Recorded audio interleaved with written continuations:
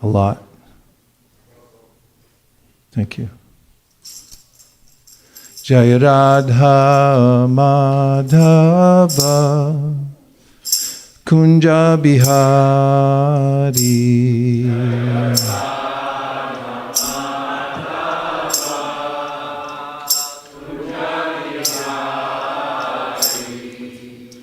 Gopi Jana Vallabha Girivaradhari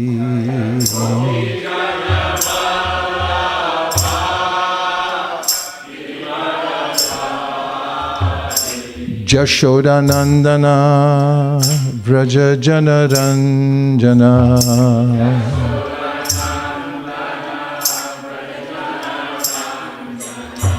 Jashodanandana Vraja Janaranjana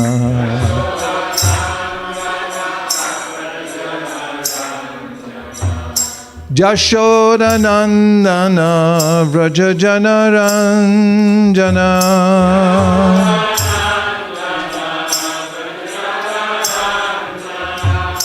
Jamuna Tira Vanachari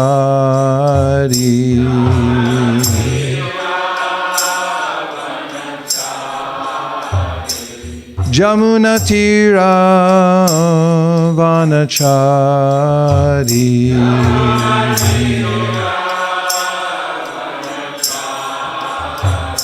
Jaya Radha Madhava Kunja Bihari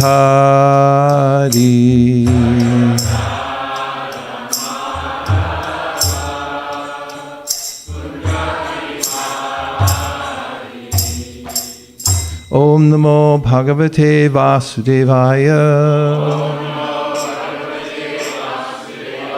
Om Namo Bhagavate Vasudevaya Om Namo Bhagavate Vasudevaya Narayanam Namaskritya Naram Chaiva Narottamam Devim Sarasatim Vyasam Tato Jayam Udiraye.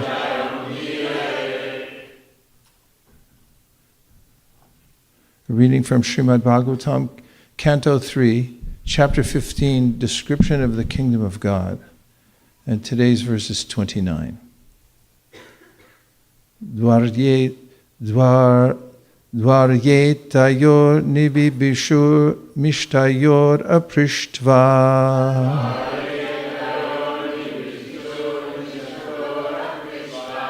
Purvayata purata vajra kapatikaya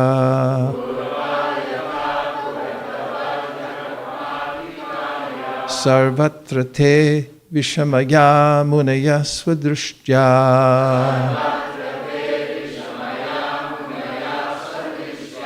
Ye sancharantya vahita vigata vishanka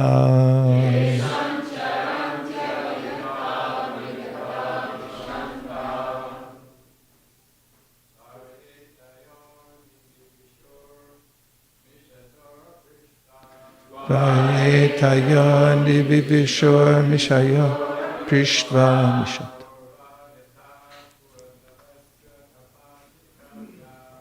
Orvayata purata vajra kapatikaya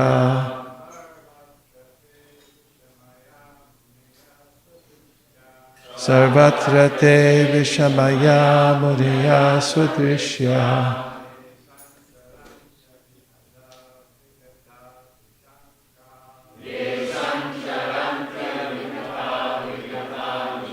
Vaishnavis,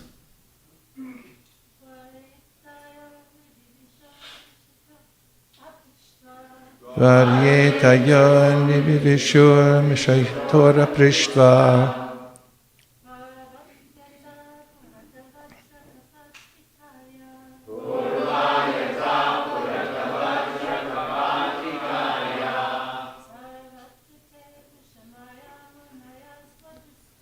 Sarvatra te vishamaya muneya swadrishya.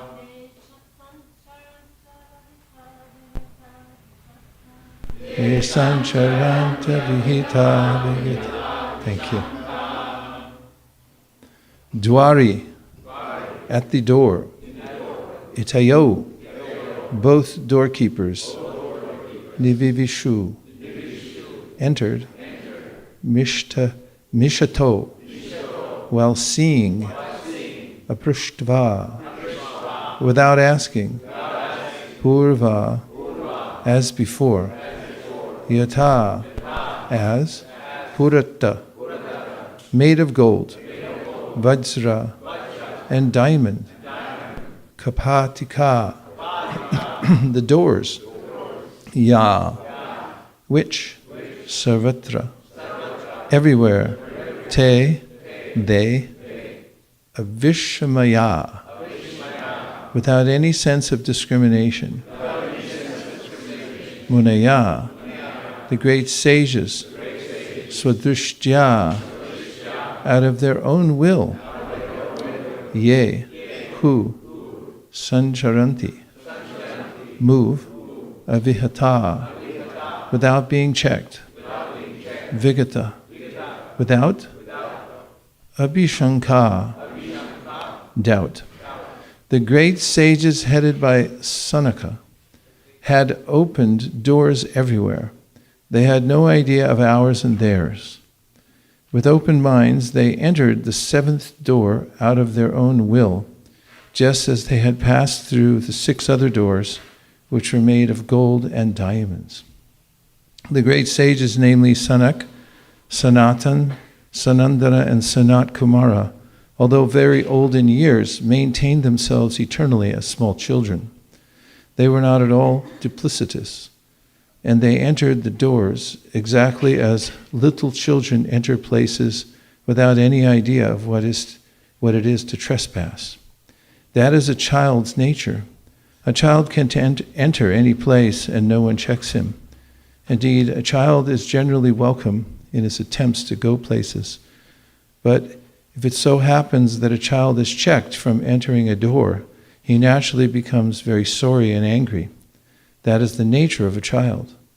In this case, the same thing happened.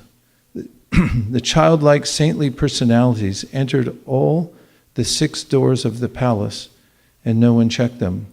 Therefore, when they attempted to enter the 7th door and were forbidden by the doorman, who checked them with their sticks, they naturally became very angry and sorrowful. An ordinary child would cry, but because these were not ordinary children, they immediately made preparations to punish the doorman, for the doorman had committed a great offense. Even to this day, a saintly person is never checked from entering anyone's door in India. I offer my respectful obeisances to His Divine Grace A.C. Bhaktivedanta Swami Prabhupada and to all the assembled devotees. Vansha kalpatarupascha kripa sindhupya evacha patitanam bhavanebhyo vaishnavebhyo namo namaha. The freedom of movement of the 4 Kumaras is indicative of the ways in which, when one is not attached to the world, one has freedom of movement. Because when one has a vested interest in the world, then the world becomes sticky. As Krishna says in the Gita, Dhyayato Vishayam Pumsam Sangasteshu Vijayate, Sangat Sanjayate Kama, Kama Krodho Vijayate. When one contemplates the world, meaning there's a desire to possess it or control it, then one creates a relationship with it. One has a relationship with it, apparently, although it's an illusory relationship. Asangohyayam purushaha, the living entity actually has nothing to do with the material world. It's a different category of energy that we cannot relate to. It's not compatible with our nature, nonetheless, because it is one of the Lord's energies. Daivahi esha gunamayi. Jayato, when one contemplates it. Vishaya pumsam sangasteshu bhajayate. One develops a sangha. It becomes a anga, a part of one. That this is me now. This is my car. If you hit the car, then you hit me. And I similarly become enamored of the body and think this is me, this is my body. But as Krishna describes in the 6th chapter of the Bhagavad Gita, when one comes to the Brahman conception of life, one sees pebbles, stones, gold is the same. And in the Śrīmad-Bhāgavatam it is said, Kurvanevi ha karmani jivishekshatam samaha evam tvainanyate tosina karma lipitena re. One who lives in the world without this sense of designation that this is mine, or I have something to gain from working, and works in the Ishavasya spirit, that this is all part of the complete whole, and I'm yet a participant here, then Brahmanyadaya karamani sangam tyakva karotiya lipitena sapapena padma patram ivambasa. Krishna says one lives in the world without touching it. And the sages, the 4 Kumaras, were used to moving about freely. In fact, if somebody knows that you don't have a vested interest in something, you're free to come and go. People are mostly concerned that you will abscond with their intellectual property or otherwise other properties because you have an interest in them. That's why, as Prabhupada mentions here, the renunciates who've already given up the world, they're free to move about because everyone feels that they're not going to abscond with my stuff because they don't want it, they don't need it. And this is, as we had a discussion yesterday, and Akurnath Prabhu, as I was pushing yesterday for a description of this juncture we were at here in the Śrīmad-Bhāgavatam, gave me this word, liminality. And ever since that word hit my ear, I've been intrigued by it and thinking about it. And it comes from the root word lim, which means the edge. And considering from a broader view, we all live in a liminal state because we're tatastha. And means that we can move about from one situation to another in this world due to our nature. We can associate ourselves with Krishna's lower nature or its lower energies. The Dna Prakriti, Bhumir Apo Analo Vayu Kambano Buddha Evacha, Ahankara Ityame Binna Prakritirashtada, or as Krishna enlightens us in the Bhagavad Gita, Apare mitastanyam prakritim vidimi param jiva bhutam mahabaho yayedam daryate jagat, that you're really you have nothing to do with that lower nature, therefore don't become enamored of it. Nonetheless, we're in a liminal state because we can slide between either of those energies. And when we slide into the material nature, then we become distanced from the Lord by consciousness. Bhayam dvitiya binibeshatasyad. We become absorbed in meditation on the material energy as a source of our fortune, and we think there's something separate from Krishna, and therefore fear arises within the heart of the living entity. And Kavi Yogendra says, Bhayam dvitiya binibeshatasyad ishad apetasya viparya yosmiti. This is a condition of life where one's turned around, apetasya, from one's real interest in life. And the solution, tanmaya tat buddha abhajit tam bhaktyayika yesham gurudeva tat, must turn around and face the Lord. And this story also brings us to a sense of liminality, because here are the sages who have no interest in the world whatsoever. They're described, and they keep themselves as children. They have a childlike view of the world. They have a childlike worldview. And now they're entering into the realm of Vaikuntha. So what's going to happen with this connection between the sages who have no interest in anything in the world, and now they're entering Vaikuntha. This happens to be one of the recurring themes of the Bhagavatam. And it's purposeful because most people, almost everyone, unless they have connection with the Śrīmad-Bhāgavatam, have no idea of how to extricate themselves from the material world. As I quoted yesterday, Yene ravindakshava muktamaninas tvayasta bhavad avashudha bhutaya aruya krishena parampadam tata patantyato nadrita yushmaran graya. The demigods praying to Lord Krishna within the womb, we find in the 10th canto, 2nd chapter, say that unless one has knowledge of that which is beyond the material world, most specifically the personality of Godhead, because the Absolute Truth is one, Advaya Gyan Tattva, one can come to understand one's oneness, but what about the different, or the variety within the oneness? And Vadanti tattva vidas tattvam yaj jnanamadvayam brahmeti paramatmeti bhagavaniti sabdete. The Absolute Truth, the subject of the Absolute Truth as being discussed at Naimisharanya is Advaya Gyan Tattva. It's one thing, but there's variety within that. But by speculation, I will not be able to understand what's the variety, the ultimate aspect of that Absolute Truth. And here we have the level playing field of the Kumaras, who are no longer interested in the material world. What other situation is there?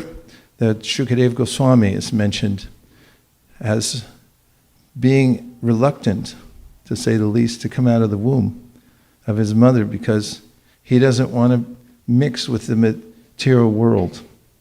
And as he comes out of the womb, he takes off. Yam pravajantamanu petam apeta krityam dvaipayano viraha kartarajuhava. His father's running behind him saying, come back, come back. And he has nothing to do with that. He doesn't even turn around and say, not right now. He just goes. And apetasya, he didn't go to school.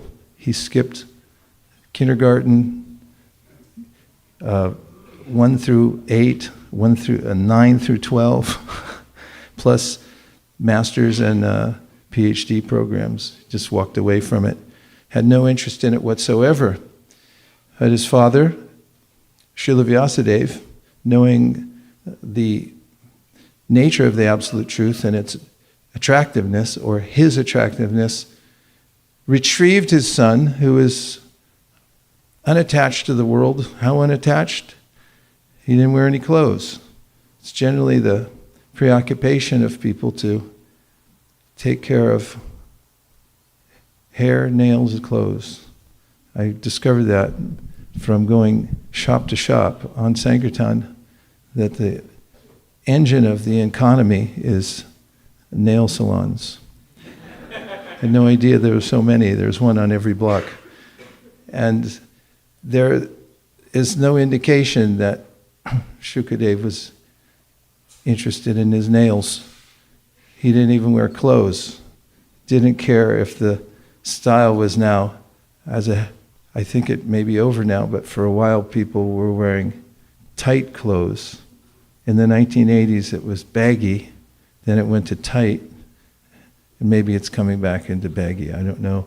But people become preoccupied with that. He was not preoccupied at all with the style of the material world. And his father sent out disciples into the forest where Shukadeva had taken shelter.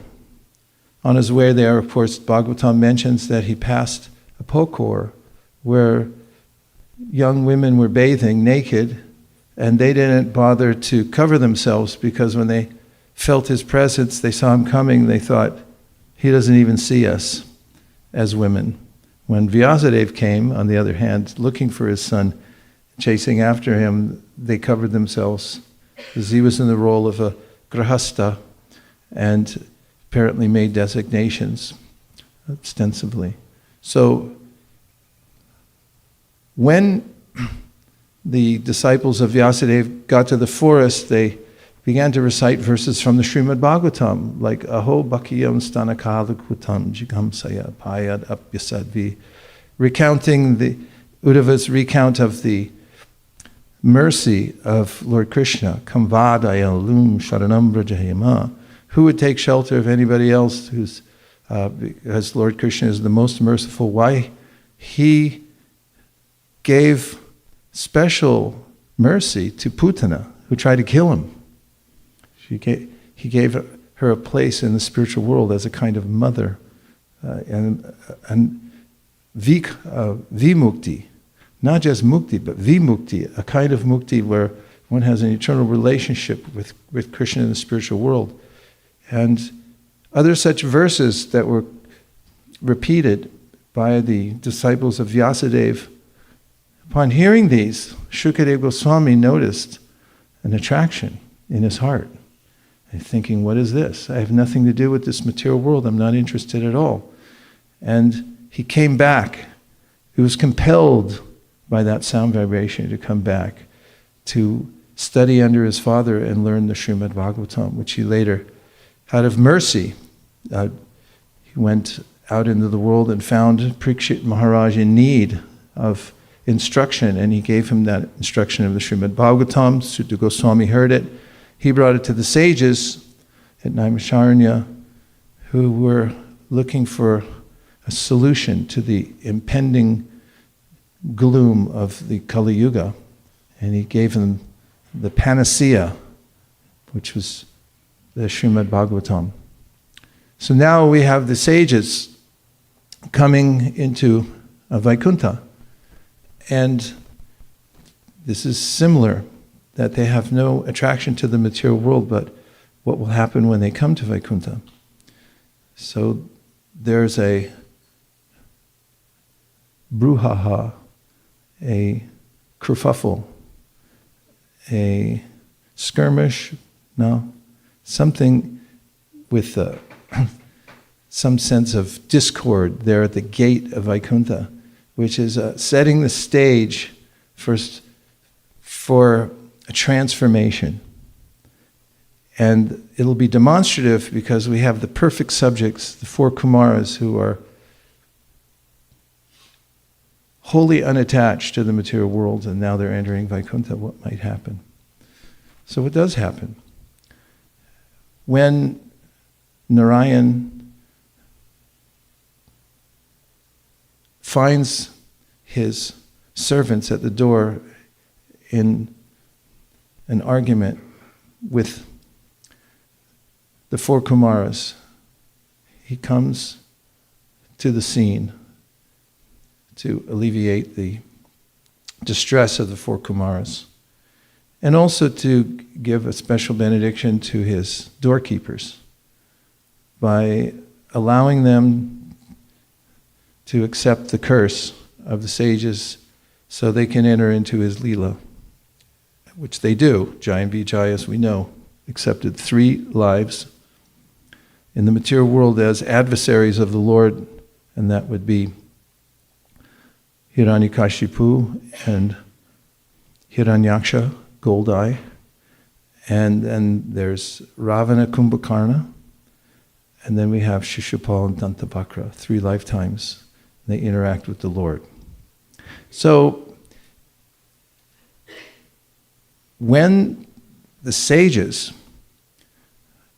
come in contact with Lord Narayan, one of the indicative verses of the power of bhakti, which is very important because the Bhagavatam, again, is building this case for bhakti, going through the various levels of self-realization that one may endeavor for, and the different processes for achieving self-realization. And we find at the beginning of the Bhagavatam 5th chapter, 1st canto, when Srila Vyasadeva had scoped out, or he had mapped out all the various levels of self-realization, and then he wasn't satisfied, his guru, Narada, had appeared. And upon admitting that Srila Vyasadeva that he was not satisfied, Narada Muni says to him, Naishard. And upon admitting that Srila Vyasadeva that he was not satisfied,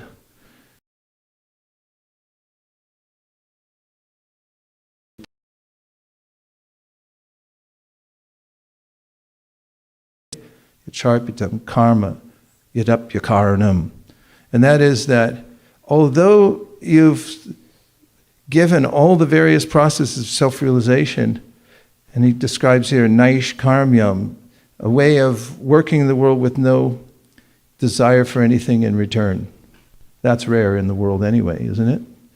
But naish karmyam apyachuta bhavavarjanam nashobhate jnanam alam niranjana means similar thing, that one has no interest in the world. One's only working for Atma Tattva, coming to the stage of understanding the Atma. This is a very exalted position. But he said, it's not beautiful. That's its problem. Naish karmyam apyachutta bhavavarjitam nashobhate. Nashobhate means it's not aesthetically pleasing. It's not beautiful. And it's because it lacks a chuta bhava. Chuta bhava means this emotion of love and attraction for the Supreme Personality of Godhead, achuta. And because it's lacking that, and because everything you've written, says Narada, it hasn't led to this point of showing the attractive feature of the features of the Supreme Personality of Godhead, it's useless. Jugupsitam, he said, it's worse than useless. It's abominable what you've written. Imagine, spiritual master comes, you've been working on it for a while, you've got the whole Vedas, and then he says, this is terrible. You blew it completely. So what does he say?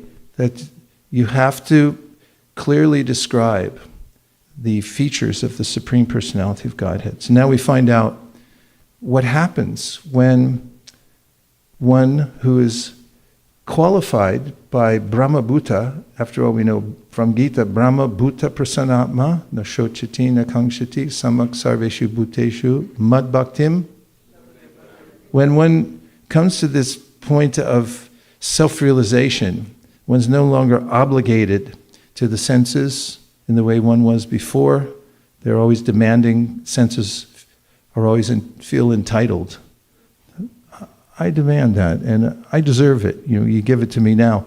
No more. There's no more obligation by the senses, and the incredible weight of the world comes off one's head, that I have no more debt in this world. No one to pay back, because I have no more connection to the world. Brahma, Bhuta, Prasanatma, one becomes happy. Shochatina, Kangshati, no more lamentation or hankering. And one has no more envy of living beings, because samak sarveshu bhuteshu, burning envy, is a problem in this world. Icha dvesha simutena. So, mad bhaktim labate param. From that position, one is at the threshold of the door of bhakti, and one can enter in easily from that position, Krishna is saying there. So here's the perfect situation. The Kumara is coming into Vaikuntha. And then the verse of ultimate transformation, which indicates the superior quality of bhakti yoga, and gives, by example, the very definition of what bhakti is. So when Narayan comes near, we hear that tasyaravinda nayanasya padaravinda kinjalka mishra tulasi makaranda vayu. So what happens is Lord Narayan has ornaments on his body. One of them is the tulsi leaves that his devotees place at his lotus feet. Often they are anointed with sandalwood paste, which is made from sandalwood, obviously. And then you have some rose water. Correct? Say yes. Then you have saffron. One of the more subtle scents in this world, isn't it? Anybody familiar with saffron? If not, please try to get familiarized. Saffron, this is sandalwood, rose water, which is also, it's a very heady scent when you smell rose water. You feel like, okay, life's okay. And then you have saffron, and then a little camphor. Ugh. You put a little camphor, and you make a paste, and then the devotee would, out of love, take a tulsi leaf with that admixture and then put it on the lotus feet of the Lord. And of course, Prithu Maharaj describes how when devotees who are in love with the Lord speak, then the vibration from their speech touches the Lord's lotus feet, and it gets mixed with that concoction, that mixture of sandalwood paste and camphor and rose water and saffron. And then when you hear it, you change. Your mind changes. Your heart changes. Your direction in life changes. Like, yeah, no, I think I'm going with the devotees. Because it's mixed with saffron mercy particles from the Lord's lotus feet. Now one may say, what is all this, saffron mercy particles? It's what everyone's looking for.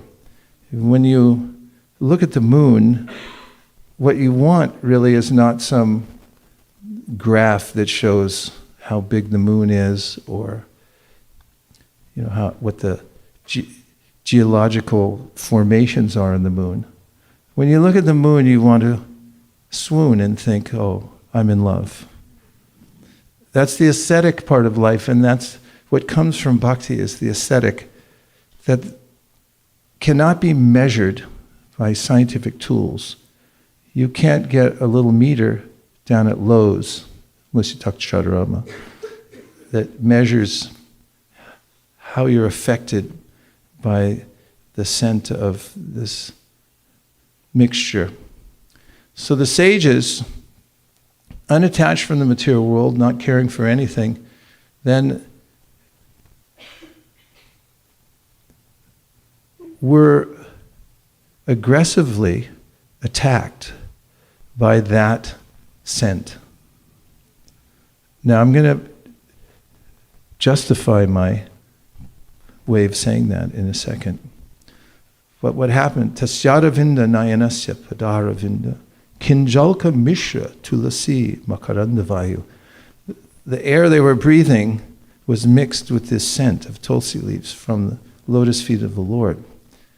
And then the verse goes on to say, shankshobhyam aksharam jusham, that it caused a shift in their hearts.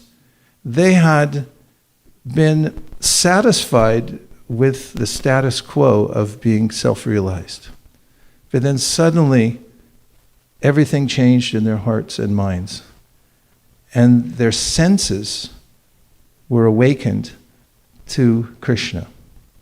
So Vishwanath Chakravarti Thakur writes that just as the Kumaras, apparently, according to Jai and Vijay, were trespassers, they had no right to just barge in.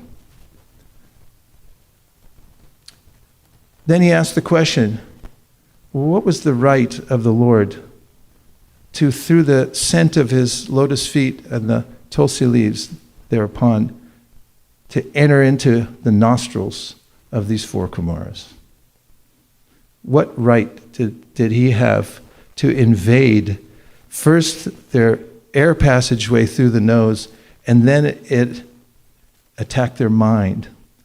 And Vishwanath Chakravarti Thakur says, when a conquering army comes, they come in and they'll kill the king, and then they'll take over all of the stations within the fort and then take over the city.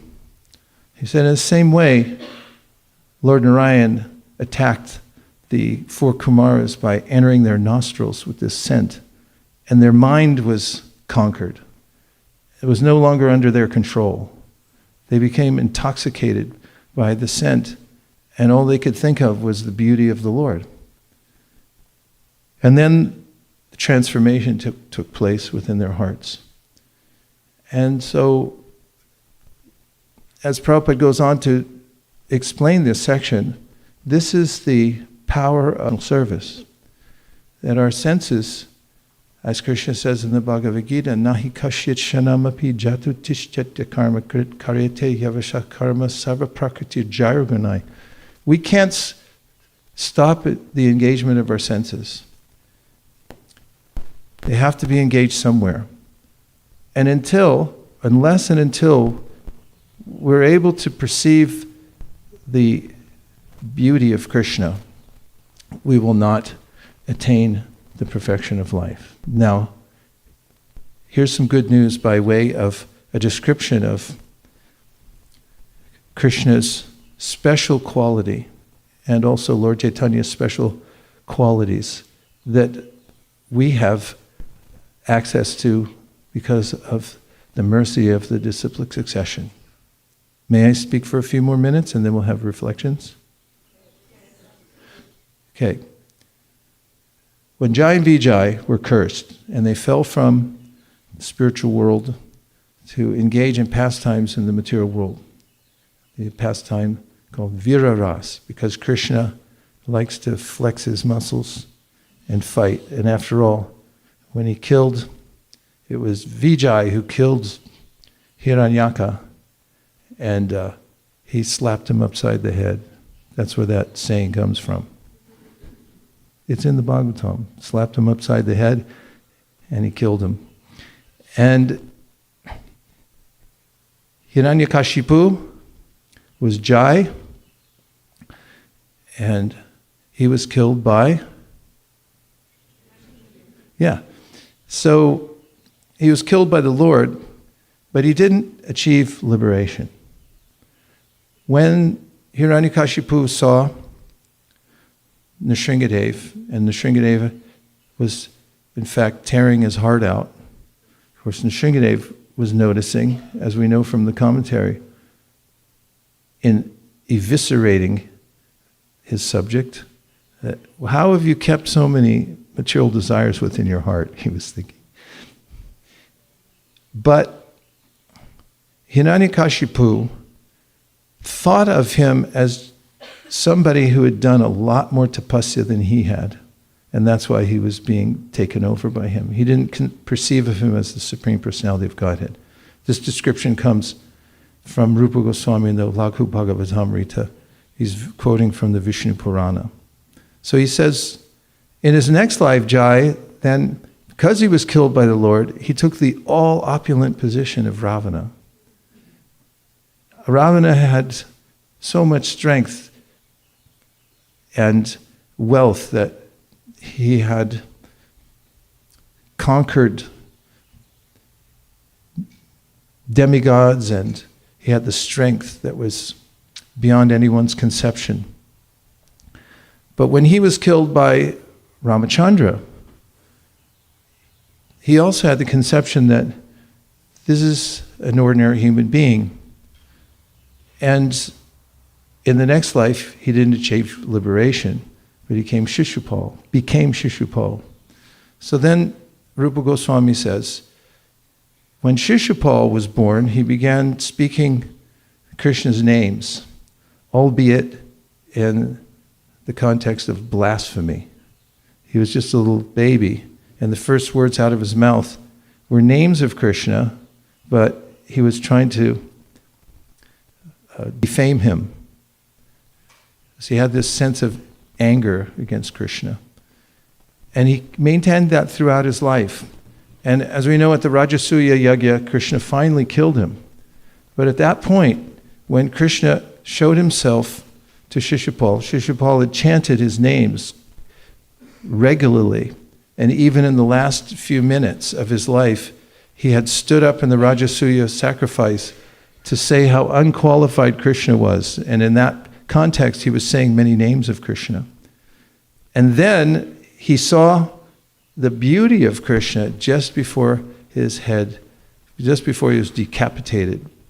And cleanly, I might add, as it's mentioned there, because the Lord didn't want to ruin the Rajasuya Yagya by having even one drop of blood fall. Just a side note. But then, in front of everybody's eyes, the spirit soul of Shishupal came from his body and entered into the body of Krishna. And as Prabhupada explains, this doesn't mean Sayuja Mukti. It only means it was a gateway back to his original position in the spiritual world. But he attained liberation at that point. And why? This is the part that's applicable to us. He says, does Rupa Goswami, that Krishna is Akila Rasamrita Murti. He is the form of all charm in all relationships. Only he offers all relationships. We know Ramchandra doesn't, and Lord Nrsingadev doesn't, although they are listed as, of the top three, Krishna, Nrsingadev, and Rama, as all opulent forms of the Supreme Personality of Godhead. Only Krishna has a charm that is so enticing that it will naturally compel a living entity to want to give up the material world. Krishna. And what's more, Rupa Goswami says, that his names are especially powerful. So if one chants the holy names of the Lord and sees the beautiful forms of the Lord, then one can attain the ultimate perfection of life. And encapsulated, that is the process of Krishna consciousness given to us by Lord Chaitanya Mahaprabhu. I'll stop there. Those will stand as some preliminary thoughts and comments, and let's see if you have some reflections or questions that will deepen the conversation. Or I should say, please ask questions that deepen the conversation or give reflections. Very inspiring hearing about Krishna's charm. When you said that, my first thought was, does Lord Chaitanya also have that same charm available?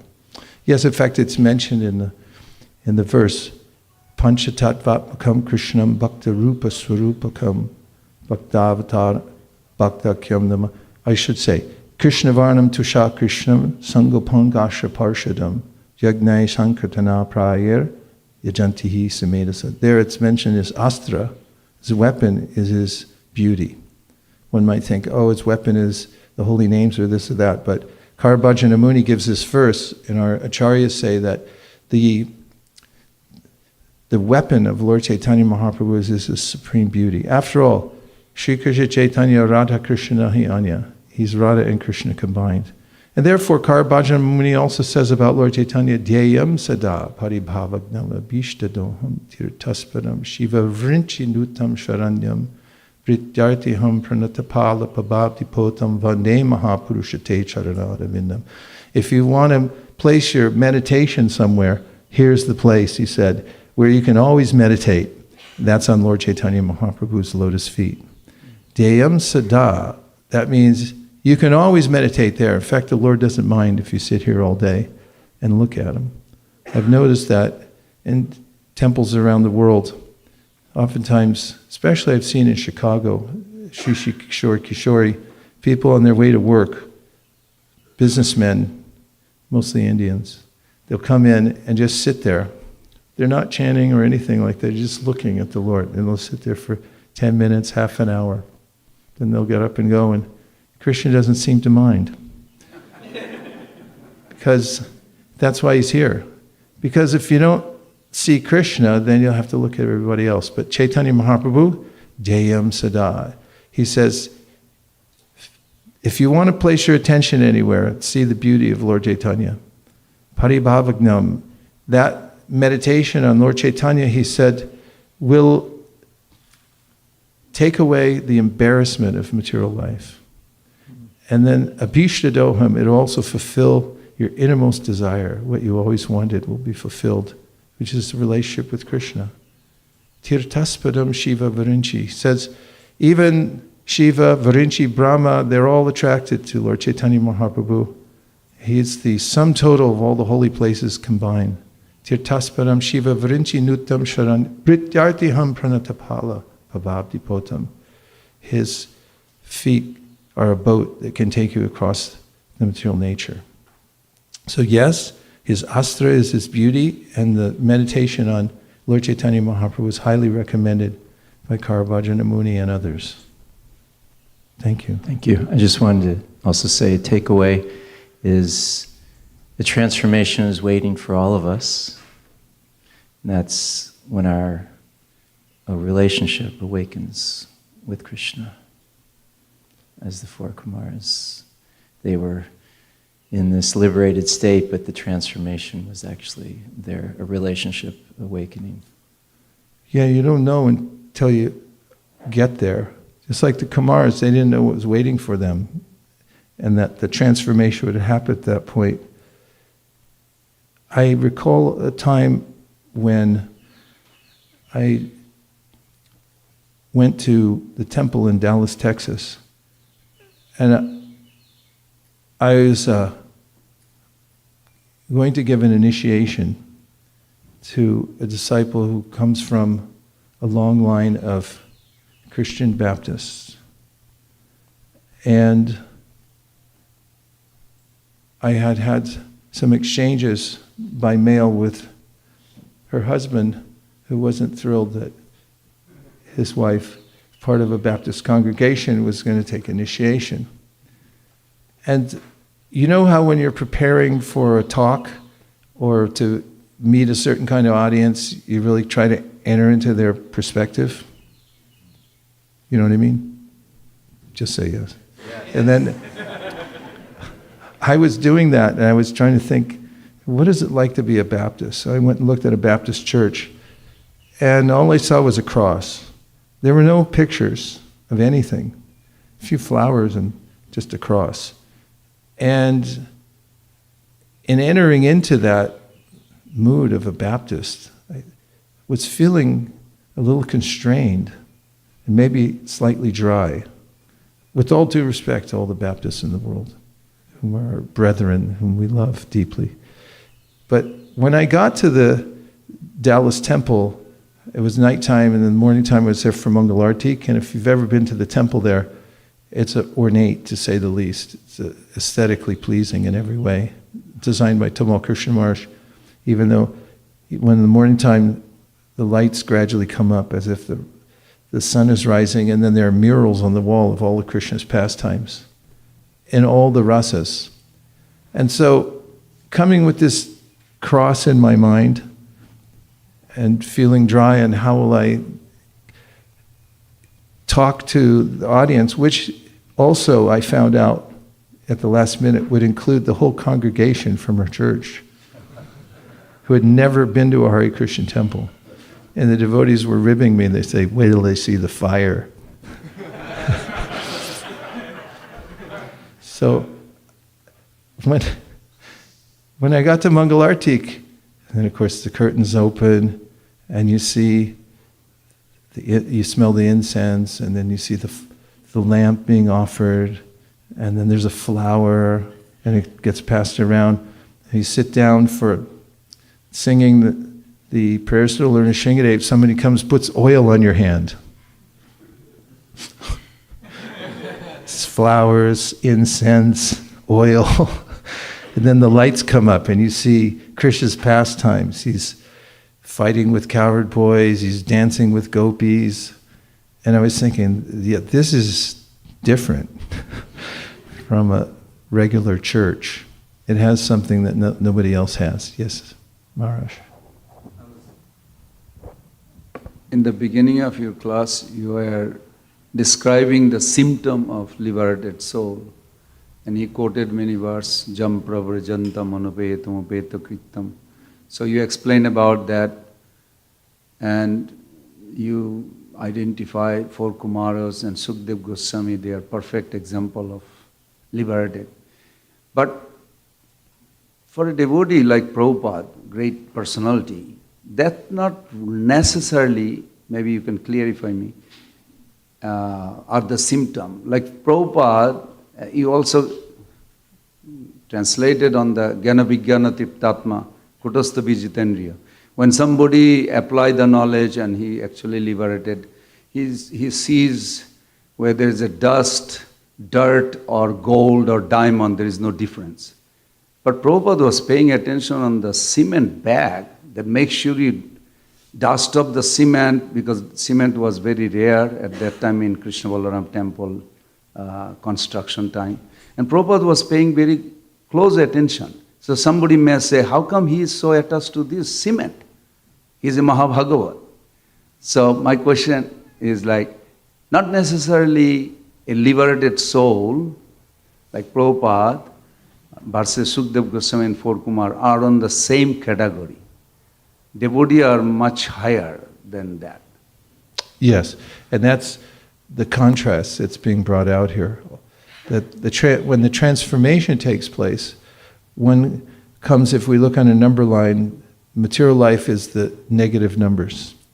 And if you move up the number line to get away from the negativity of the material world, which means you're getting more and more in debt as you do anything here, you come to, by your own mental speculation, you can come to this zero, nothing. But that's when one receives association with a pure devotee. Only by that, one can then move into the positive numbers of devotional service. And obviously, Prabhupada and our great acharyas, they're up in the, infinity, on the positive side of the aesthetic of the spiritual world.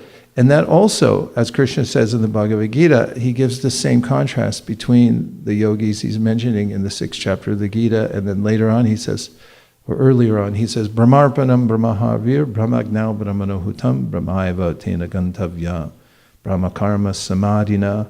He said this is the way of engaging oneself in this world without being touched by it, is to engage everything in Krishna's service. So we understand from our acharyas, Sarvopadi Vanir Muktam Tapratnena Nirmalam Hrishikena Hrishikesha Sevana Bhakti Ruchite. What does that mean?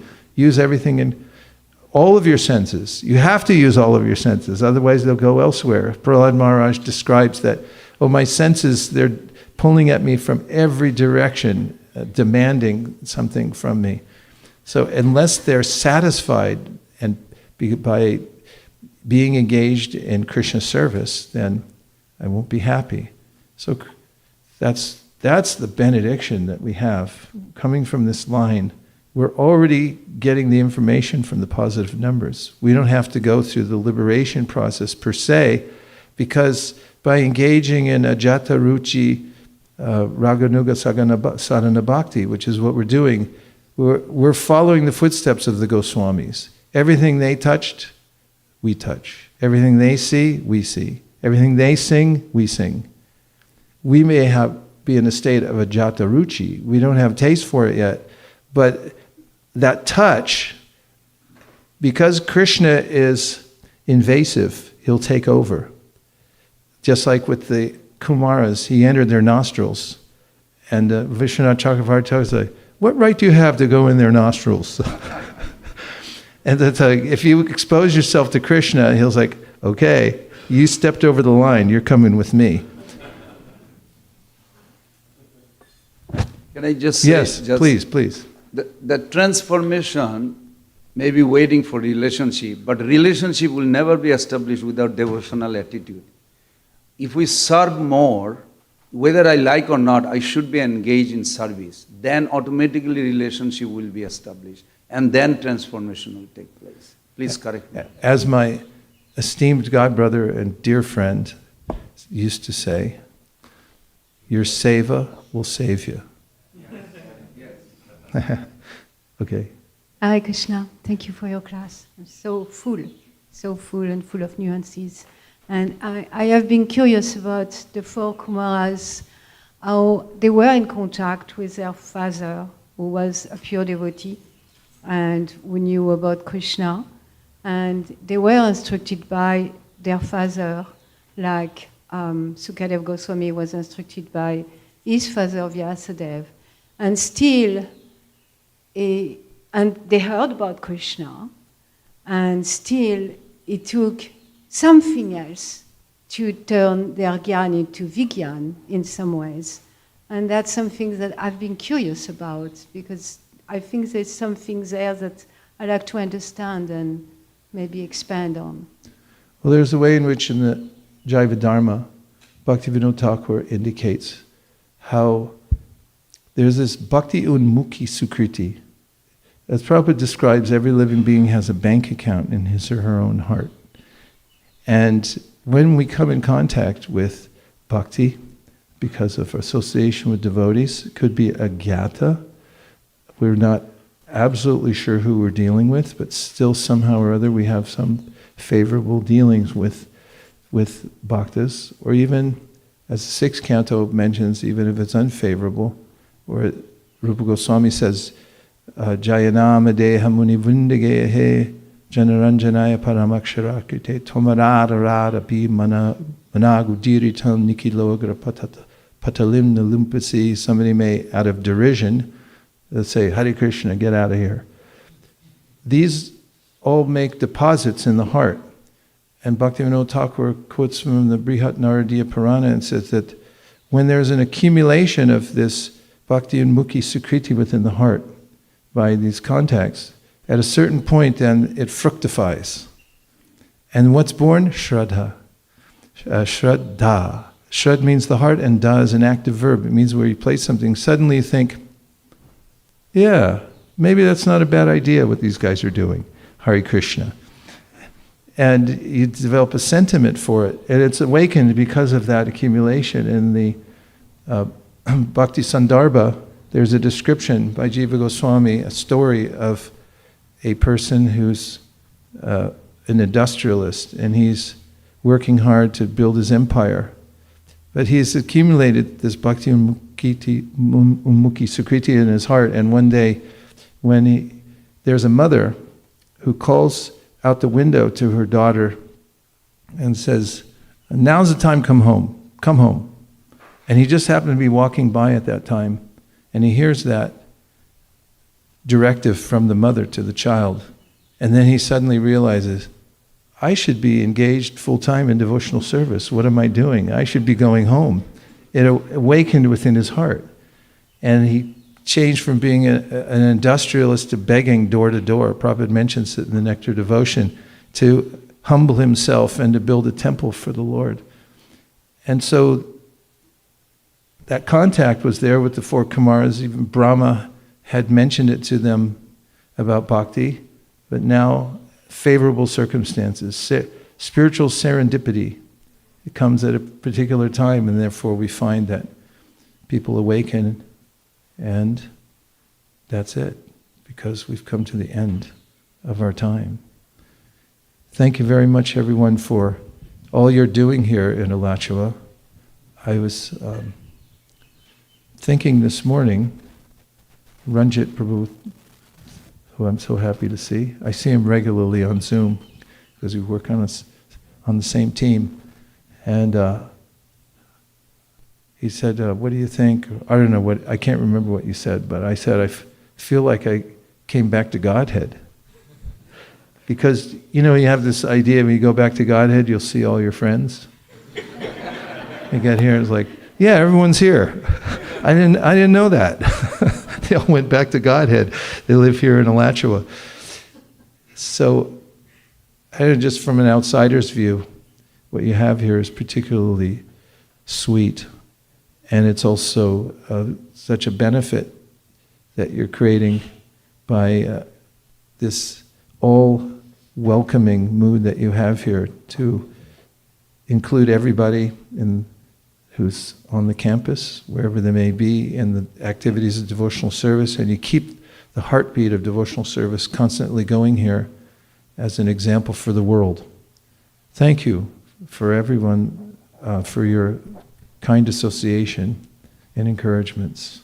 Dear Srila Prabhupada, dear Shri Chaitanya Mahaprabhu, Shri Shri Panchatattva, Shri Shri Radhe Shyam, Shri Shri Krishna Balaram, Shri Shri Gaura-Nitai. If you so desire, please empower us so that we can assist you in spreading the Sankirtan movement to all the people of Alachua, Orlando, all over the state of Florida. May people embrace the Krishna consciousness movement and dance in the streets together in Harinam Sankirtan. Thank you for considering our request. Everyone agrees with this prayer in part or in whole. Please unmute and say Hare Krishna. Vancha kalpadrishya kripa sindhavyevacha patitanam pavanibhyo vaishnavebhyo namo namaha nanta koti vaishnaviniki jai gop premanande.